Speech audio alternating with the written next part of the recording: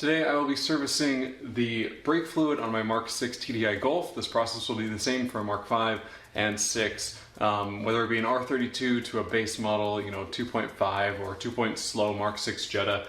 So there's a few things that you want to grab right off the bat. First of all, a 10 and an 11 millimeter. It seems like this is a mixed bag on if you'll have a 10 or 11 for the actual bleeder valve.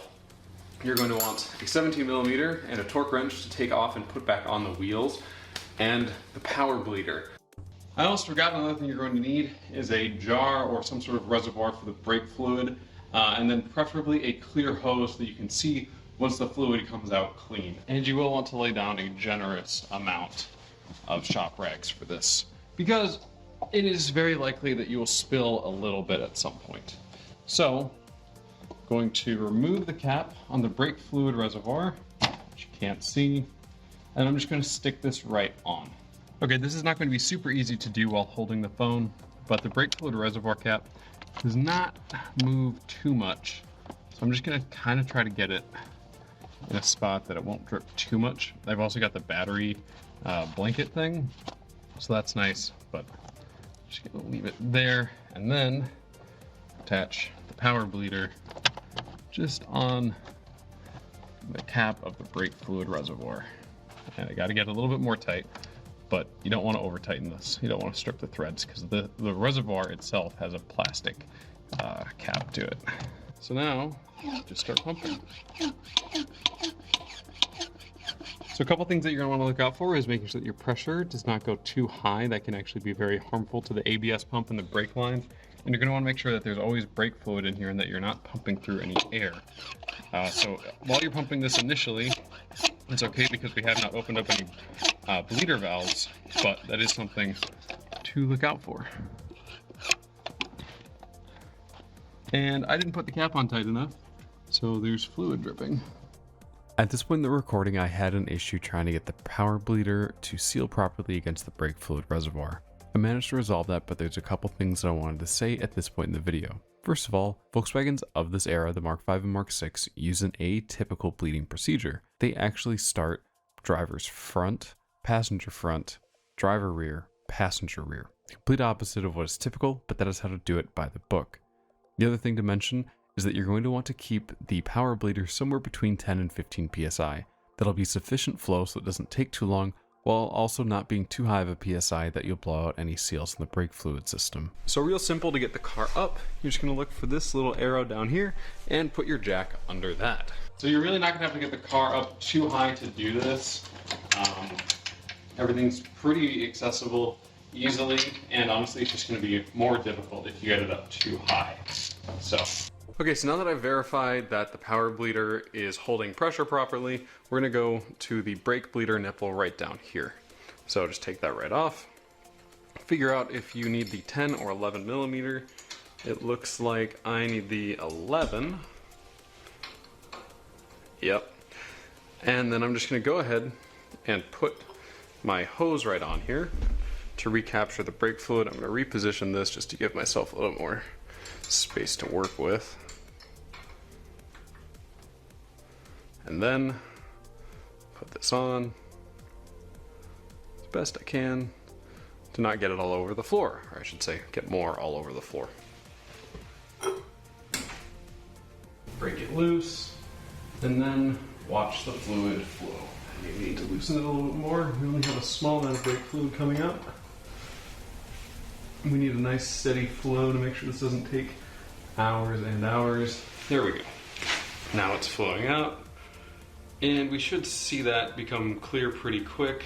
We did see a few bubbles pass through, but that's probably just bubbles that kind of accumulated in the tube and maybe at the head of the bleeder valve. I forgot to mention that it's actually quite overdue for this car to get this service. I have no real reason to have been putting it off, but nonetheless I did. Alright, so the brake fluid is now starting to look kind of gross. So we do just have to wait for it to come through clean. There is no actual measurement for how much you're supposed to pump through. But what I'm going to do is I'm just going to pour this into a different jar, and that's how I'm going to verify if it's clean or not. Just put it in a fresh jar, and that looks pretty good. Okay, now that we've verified that we've got clean fluid coming through, just close the bleeder valve. Doesn't get a whole lot of torque on it, just snug and then a little bit more. We can just take this right off. Put it back into the jar to make sure that we don't spill anything more. And then we can just put the bleeder cap back on. We have bled the driver's front brake.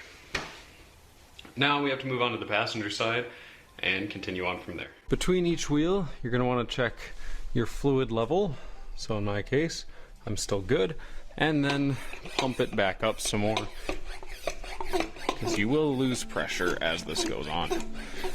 So we'll just get it back to about 10 psi.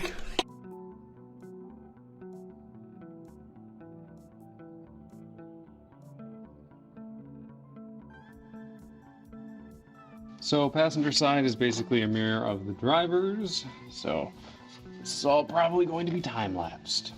So I'm going to put the, what might seem to be clean jar fluid into the dirty jar to start this side fresh. Just going to give it a little bit of time and then switch back over to that clean jar to verify that we've actually gotten all the fluid properly. Alright, so I think we're good on this side now. Close it up. Just a little bit past snug. And we can move on to the rear. After I put the bleeder nipple back on to ensure the dust cover doesn't get lost. And for jacking up the rear, same thing as the front. Look for the little arrow right here. It's a little bashed in, unfortunately. And then that is where you'll have that thick pinch weld to use to jack up the car. I didn't loosen these first, but I left my e-brake on, so I'm okay. It was a little bit stuck.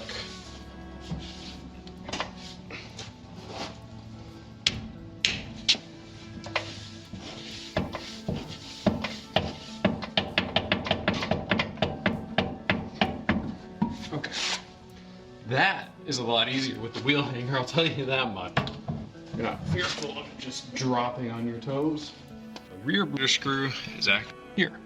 So it's not going to be super easy to get it on camera, but you know the drill. Put your 11mm or 10mm on it, loosen it, put the hose on it, and then wait for the fluid to run clear. This is actually not super easy to get the wrench on there. This, you might want to start out with a socket, and then switch over to this thing after you get it loose. Just because there's so little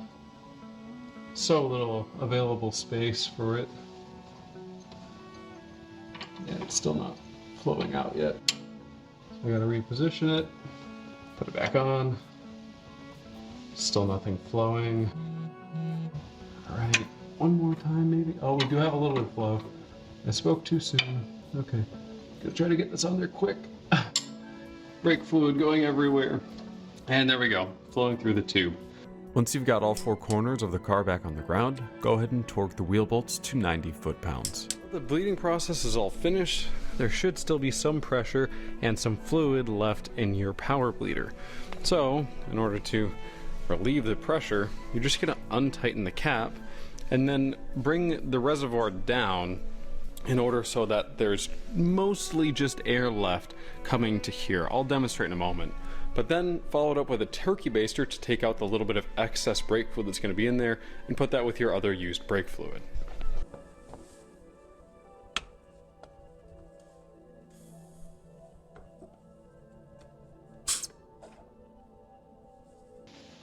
Alright, and then bring this down so that it's the lowest point so that the air that's still left in the line goes up towards your brake fluid reservoir.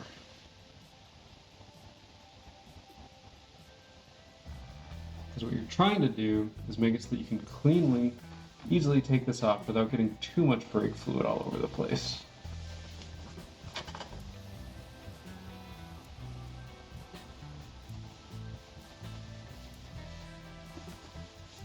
Okay, I've got it pretty well sorted at the moment.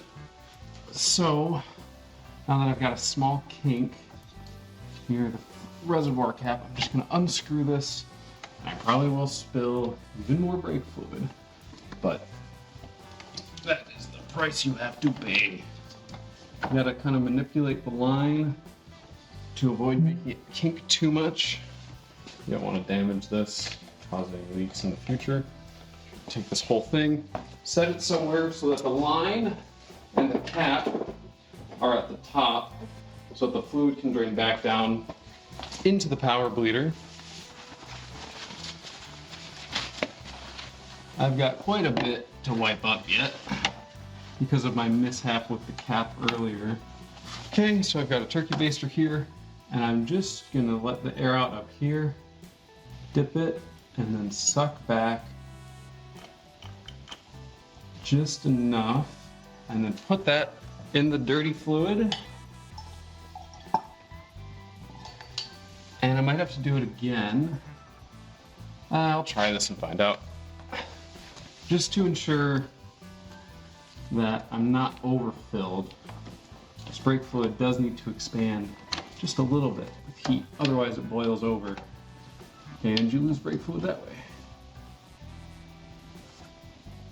Yeah, I think I'm still too full.